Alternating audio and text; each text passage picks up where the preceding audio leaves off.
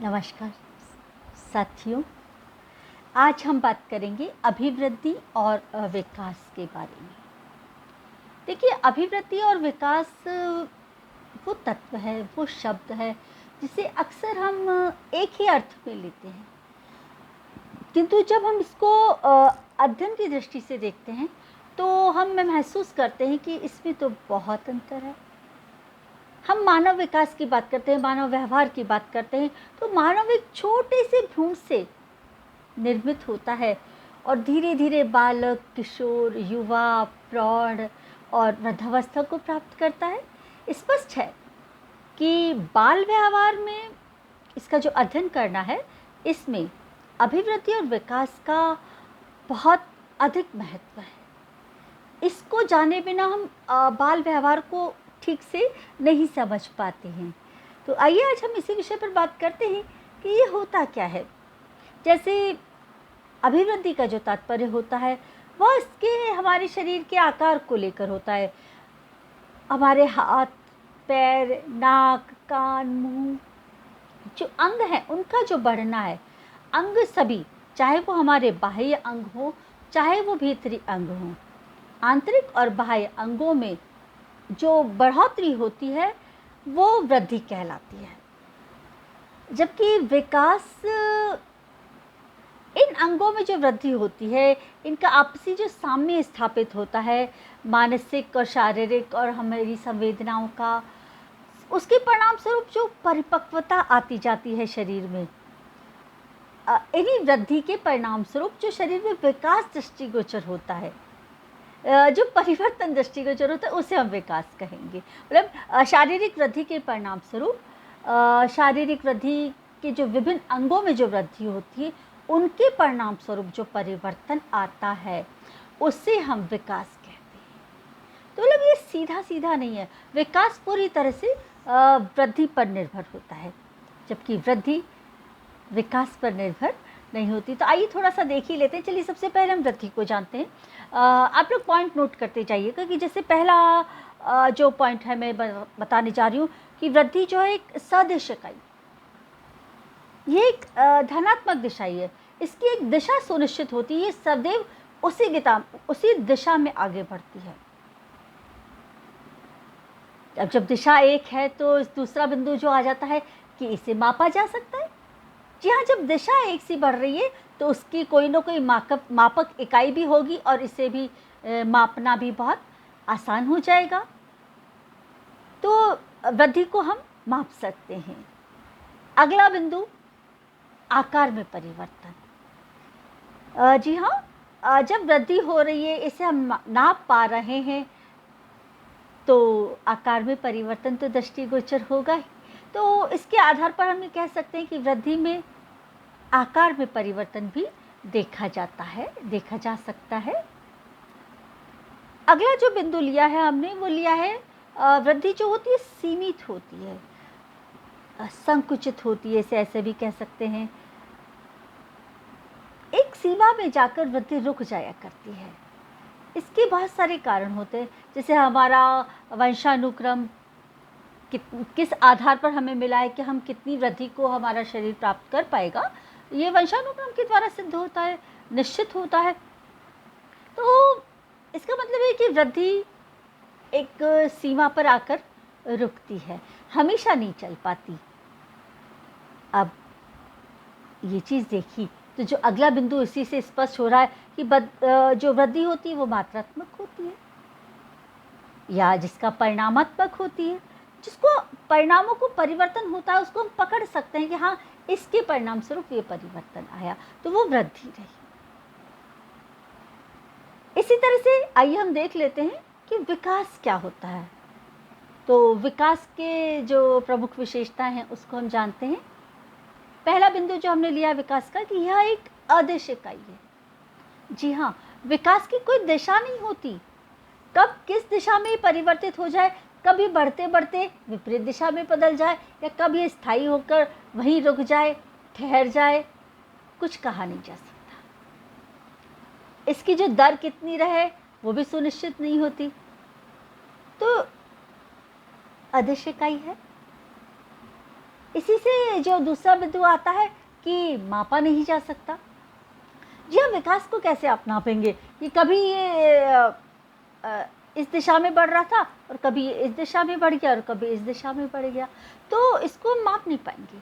इसके लिए कोई मापक इकाई सीधे सीधे तौर पर हमें दिखाई नहीं देती। अब जब नहीं दिखाई देती तो देखिए तीसरा बिंदु फिर से सीधे हमारे सामने आ गया है कि यह व्यावहारिक होती है। जी हाँ, व्यावहारिक परिपक्वता के परिणाम स्वरूप इसको देखा जा सकता है। मतलब विकास को कैसे देखेंगे, तो कि व्यवहार में यदि परिपक्वता आ रही है तो इसका मतलब कि विकास हो रहा है।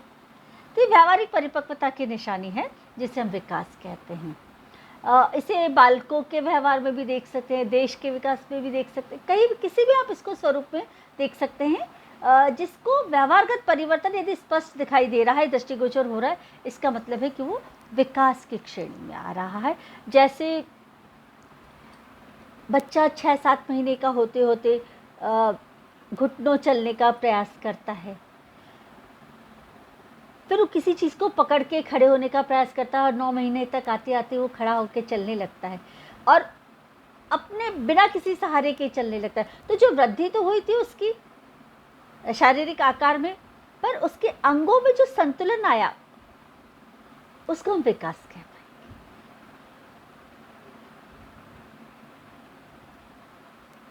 असीमित होती है अगला बिंदु जो हम देखेंगे,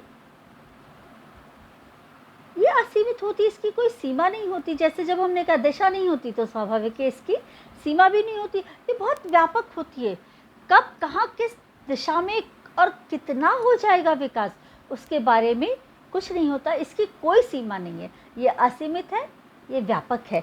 तो विकास व्यापक होता है, यह इसकी विशेषता है। तो जो चीज़ परिवर्तन व्यापक तौर से हो रहा है इसका मतलब है कि वो विकास है। यहाँ हमको समझना बहुत आसान हो जाता है, वृद्धि से इसको पृथक करना भी बहुत आसान होता है यदि पॉइंट बाय पॉइंट हम इसको समझने का प्रयत्न करते हैं। दूसरा हमने इसे कहा कि गुणात्मक परिवर्तन होता है। हमने वृद्धि में कहा था मात्रात्मक परिवर्तन होता है, और यहाँ हम कह रहे हैं गुणों में परिवर्तन है। मात्रा नहीं दिखाई दे रही पर गुणों में चेंजेस आ रहे हैं, उसमें परिवर्तन दिखाई दे रहा है कि कल वो इतना काम कर पा रहा था और अब इतना का उसके काम करने के तरीके में परिवर्तन आया। जैसे बच्चे का हम चल नहीं जैसे कहें कि पहले भी चलता था वो, ठीक है, और उसके बाद हमारी जैसे चलना शुरू किया तो गुणात्मक परिवर्तन आया ना इस चीज़ को। जैसे मान लीजिए खाना खाना, अब ऐसे खाया, इधर गया उधर गया और फिर उसने बाकायदा स्पून से उठाया और खाया। तो ये जो चीज़ें हैं ये गुणात्मक परिवर्तन है। खा तो बच्चा पहले भी रहा था ना, जैसे उसकी वृद्धि हुई थी अंगों में सामने आया था और संतुलन स्थापित हुआ, तो व्यवहार में जो परिवर्तन आया जिसे हमने गुणात्मक परिवर्तन कहा, तो वो विकास की विशेषता है। अगला जो बिंदु है विकास की जो विशेषता है वह है निरंतरता। जी हाँ, वृद्धि की एक उम्र होती है और उस उम्र पर आके वृद्धि रुक जाती है, पर विकास जो है वो निरंतर चलने वाली प्रक्रिया का नाम है। बच्चा जन्म लेता है, बालक के रूप में परिवर्तित होता है, फिर किशोर, युवा, प्रौढ़, फिर वृद्ध अवस्था को प्राप्त होता है। ये सारा विकास है, बढ़ रहा है वो। उसकी जो वृद्धि थी एक उम्र में आके रुक गई थी, किशोर वय से युवा में आने के बाद उसका जो वृद्धि थी वो दिखाई देना बंद हो गई थी, जबकि विकास जो है वो निरंतर आज भी जारी है।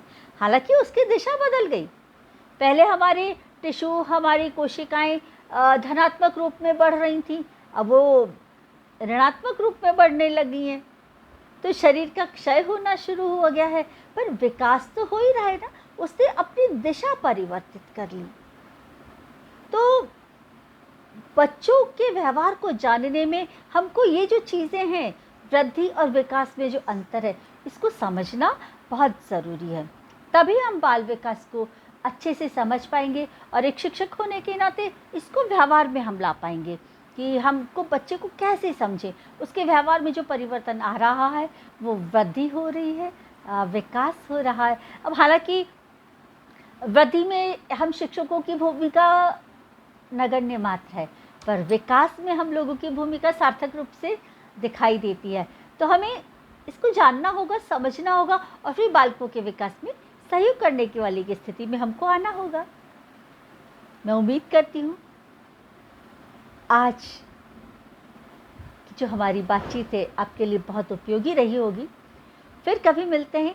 ये बिंदु आपके जीवन में बहुत उपयोगी रहेंगे, एक शिक्षक बनने में आपको मदद करेंगे। आपको जो परीक्षा परिणाम हैं आपके, उनमें भी थोड़ा सा चेंजेस महसूस होगा। आपकी जो प्रतियोगिताएं हैं वहाँ पे भी आपको इस तरह के बिंदु समझने में, समझाने में, व्यक्त करने में थोड़े से सहज हो जाएंगे।